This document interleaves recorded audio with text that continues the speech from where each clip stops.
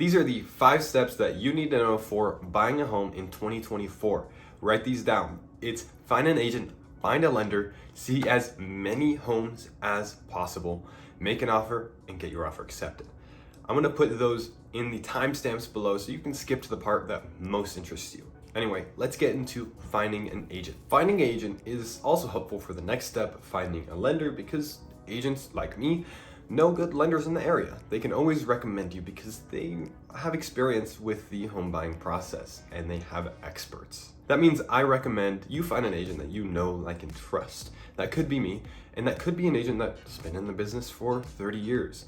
But keep in mind that just because an agent has been in the business a long time does not mean that they have more experience than someone that's 24. They could have the same amount of home sales. The one thing that I do not recommend is going on Zillow or Redfin and finding a home and calling the agent on that home, because that's not the listing agent. That agent is the agent that is paid the most amount of money for that zip code, and they get the call. The next step is finding a lender. Lucky for you, I'm an agent and I can recommend you to lenders that I use and are experts. Finding a good lender is the second step. I almost put it as the first step, honestly, because you need to know where your finances are. And if they aren't where they're supposed to be, a lender is gonna help you get you on the right track. They're gonna tell you not to buy that $70,000 car because it's gonna significantly impact your credit report and not allow you to buy the home that you want to buy. The goal of talking to your lender in the first stages is to maximize your purchase power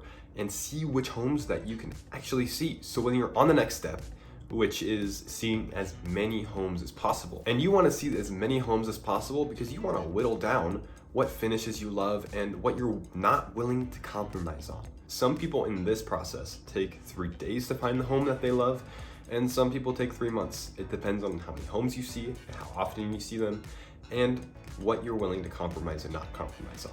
For example, does the home that you found have everything, even a wine cellar, but the master bedroom is kind of close to the main road and it gets a bit too much noise during the day? And is that something that you're not willing to compromise on? Or could you compromise and say, oh, sound insulated windows would definitely help this problem, and this home is perfect if that master bedroom didn't have all that noise. So make a list of things that you're not willing to compromise on. And as you see more homes, it's gonna change over time. So hold it with an open hand. So you found a home that you love, maybe it checks some of the boxes, all the boxes, you make an offer.